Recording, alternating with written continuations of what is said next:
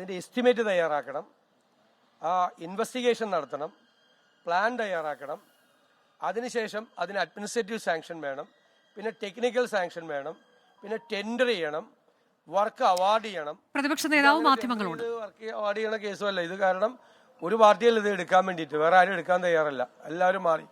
അപ്പോൾ ഒരു ലോങ് പ്രോസസ്സാണ്. ഏറ്റവും തടസ്സമായി നിന്നിരുന്ന എല്ലാ തടസ്സം മാത്രമല്ല, പാരിസ്ഥിതിക അനുമതി, അവിടെ സമരം. കാരണം ഇതിൻ്റെ റെഫ്യൂജീസ് ഉണ്ടാവും, ഈ വികസനത്തിൻ്റെ ഇരകളുണ്ടാവും. അവരുമായിട്ട് സെറ്റിൽമെൻറ്റ് നടത്തി ചർച്ച ചെയ്ത് അവർക്ക് വേണ്ടിയിട്ടുള്ള 475 കോടി രൂപയുടെ പാക്കേജ് ഇതെല്ലാം പൂർത്തിയാക്കി കല്ലിട്ട് കൗണ്ട് ഡൗൺ തുടങ്ങി. കൗണ്ട് ഡൗൺ നിങ്ങൾ നോക്കൂ, ഈ ഉമ്മൻചാണ്ടിയുടെ ഗവൺമെൻറ് കാലത്ത് ആ കൗണ്ട് ഡൗൺ പറഞ്ഞിരിക്കുന്ന സമയമനുസരിച്ച് ഉള്ള മുഴുവൻ കാര്യങ്ങളും ചെയ്തു. അതേ ഫോമിലാണ് 2016 വന്ന ഈ ഗവൺമെൻറ് അത് ചെയ്തിരുന്നെങ്കിൽ 2019 ഉദ്ഘാടനം ചെയ്യായിരുന്നു.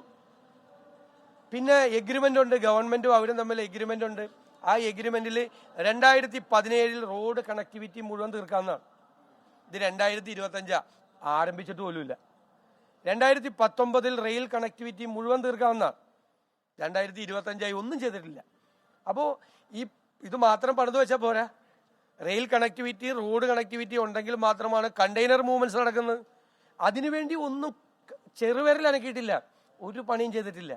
മനസ്സിലായില്ലേ? ഒന്നും. അത് സ്വാഭാവികമായ തുടർച്ച.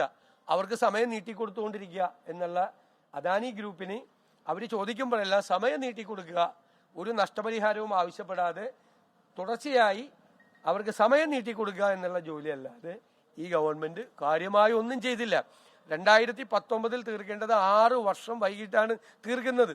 അപ്പോൾ ആ മനുഷ്യനാണ് ആരോപണം. പിന്നെ ഈ പിണറായി വിജയൻ ഇന്നലെ കല്ലിട്ട കാര്യം പറഞ്ഞ പിണറായി വിജയൻ ഈ കല്ലിട്ട സമയത്ത് എന്താ പറഞ്ഞത്?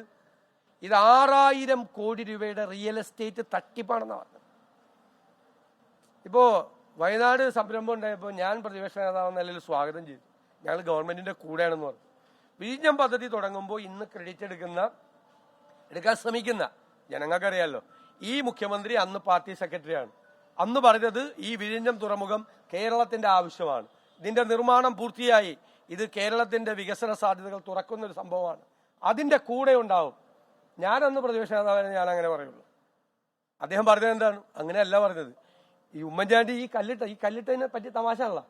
കല്ലിട്ടപ്പോൾ പറഞ്ഞത് ഇത് 6000 കോടി രൂപയുടെ റിയൽ എസ്റ്റേറ്റ് തട്ടിപ്പാണ്, കടൽ കൊള്ളയാണ്, മത്സ്യത്തൊഴിലാളികളുടെ കണ്ണീരാണ് അവിടെ വീഴാൻ പോണെന്ന്. ഒരു കണ്ണീരും വീണില്ലല്ലോ, ഒരു കടൽ കൊള്ളയും നടന്നില്ലല്ലോ, ഒരു റിയൽ എസ്റ്റേറ്റ് ഇടപാടും നടന്നില്ലല്ലോ.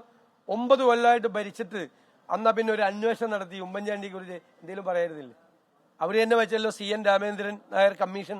ആ കമ്മീഷന്റെ റിപ്പോർട്ട് എന്താ? ക്ലീൻ ചിറ്റാണ് ആ മനുഷ്യൻ ചെയ്തതിന് മുഴുവൻ. അപ്പൊ ആ മനുഷ്യനെ കുറിച്ചൊരു വാക്കുപോലും പറയാതെ ഞാൻ അത് തന്നെയാണ് പറഞ്ഞത്, അടുത്തുള്ള വീട്ടിലെ കാര്യത്തിന്റെ പിതൃത്വം അദ്ദേഹം ഏറ്റെടുക്കുകയാണ്. അതാണ്. അല്ല, ഞാൻ ഇന്നലെ പറഞ്ഞ എന്തെല്ലാം നുണയാണ് ഈ വാസവൻ മന്ത്രി പറഞ്ഞത്. അദ്ദേഹം ഇത് വിവാദമായി, എന്നെ ക്ഷണിച്ചില്ല എന്നുള്ളത് മാധ്യമങ്ങളിലൂടെ വിവാദമായി. കോൺഗ്രസ് നേതാക്കളും UDF നേതാക്കളും ഒക്കെ പ്രതികരിച്ചപ്പോൾ എനിക്കൊരു കത്ത് കൊടുത്തു വിട്ടു അല്ലേ? തലേ ദിവസത്തെ ഡേറ്റ് ഇട്ടാണ് കത്ത് കൊടുത്തു വിട്ടത്. തലേ ദിവസം നിങ്ങൾ ചോദിച്ചപ്പോൾ അദ്ദേഹം എന്താ പറഞ്ഞത്? ഒരു പ്രധാനപ്പെട്ട പത്രത്തിൽ, മനോരമ ഉൾപ്പെടെയുള്ള പത്രത്തിൽ എന്താ പറഞ്ഞത്? വിളിക്കുന്നില്ല, കാരണം ഇത് 4ാം വാർഷികത്തിന്റെ ഭാഗമായിട്ടാണ്. 4ാം വാർഷികം സർക്കാർ ബഹിഷ്കരിച്ചിരിക്കുക, അല്ല പ്രതിപക്ഷം ബഹിഷ്കരിച്ചിരിക്കുക, ഇപ്പൊ വിളിക്കേണ്ട കാര്യമില്ല എന്നാണ്. എന്നിട്ട് എങ്ങനെയാ ആ ദിവസത്തെ ഡേറ്റ് ഇട്ട് എനിക്ക് കത്ത് തരുന്നത്? നുണയല്ലേ? അപ്പോ പിന്നെ പറഞ്ഞു പ്രധാനമന്ത്രിക്ക് അയച്ച പേരിൽ VD സതീശന്റെ പേരുണ്ടെന്ന് പറഞ്ഞു. അതല്ലല്ലോ മീഡിയയോട് പറഞ്ഞത്. 4ാം വാർഷിക ആഘോഷമാണിത്. 4ാം വാർഷിക ആഘോഷം ആയതുകൊണ്ട് പ്രതിപക്ഷ നേതാവിനെ ക്ഷണിക്കുന്നില്ലെന്നാണ് പറഞ്ഞത്. പ്രധാനമന്ത്രി അന്ന് പിന്നെ നിങ്ങളോട് പറഞ്ഞാൽ പോരെ, പ്രധാനമന്ത്രിക്ക് ഓഫീസിലേക്ക് PMOയിലേക്ക് കത്തയച്ചിട്ടുണ്ട്, അതിന്റെ റിസൾട്ട് വരാൻ വേണ്ടിയിട്ട് വെയിറ്റ് ചെയ്തിരിക്കുകയാണ്, എന്നിട്ട് തീരുമാനം. അങ്ങനെ അല്ലല്ലോ മന്ത്രി പറഞ്ഞത്. മന്ത്രി പറഞ്ഞത് വിളിക്കില്ല എന്നാണ് പറഞ്ഞത്. പിന്നെ വിവാദമായി കഴിഞ്ഞപ്പോ ഇല്ല. പിന്നെ ഇപ്പോ പറയുന്നു കേന്ദ്രമന്ത്രിമാരും മുഖ്യമന്ത്രിയും മാത്രമോ പ്രധാനമന്ത്രിയും മാത്രമോ പ്രസംഗിക്കണമെന്ന്. പിന്നെ ഞാൻ എന്തിനാ പോണ്? അപ്പോ അപ്രിയ സത്യങ്ങൾ നമ്മൾ വിളിച്ചു പറയുമെന്നുള്ള ഭയം കൊണ്ടാണ് നമ്മളെ മാറ്റിയത്. അത് അവരുടെ ഔചിത്യം.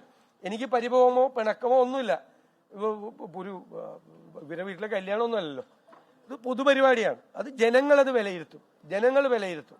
മനസ്സിലായില്ല? അത്രയേ ഉള്ളൂ. ഞാൻ അതിനകത്ത് വേറെ പ്രതിഷേധം പോലും എൻ്റെ ഭാഗത്തുനിന്നില്ല, പരിഭവം പോലും എൻ്റെ ഭാഗത്തുനിന്നില്ല. ഞാൻ പങ്കെടുക്കില്ല.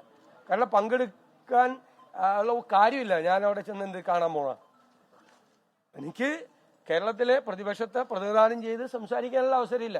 പിന്നെ ഞാനെന്തിനാ പോകുന്നു? പിന്നെ ഇപ്പോൾ ഒരു കസേര പിടിച്ചിടുവാണ് വിവാദമായപ്പോൾ. ആ കസേര അവിടെ ഉണ്ടായിരുന്നില്ല.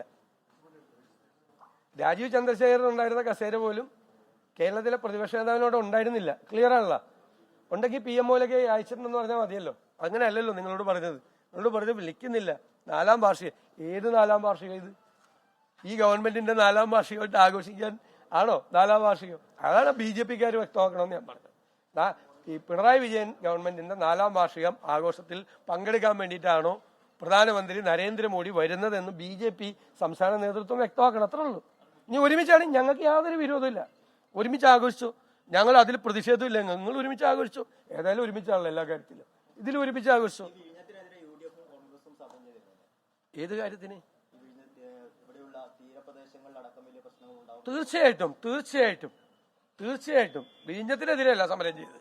അവിടുത്തെ ജനങ്ങളുടെ പുനരധിവാസത്തിന് വേണ്ടിയിട്ടാണ് ചെയ്തത്. ഈ വിഷയം ഉമ്മൻചാണ്ടിയുടെ കാലത്ത് അഡ്രസ് ചെയ്യപ്പെട്ട വിഷയമാണ്.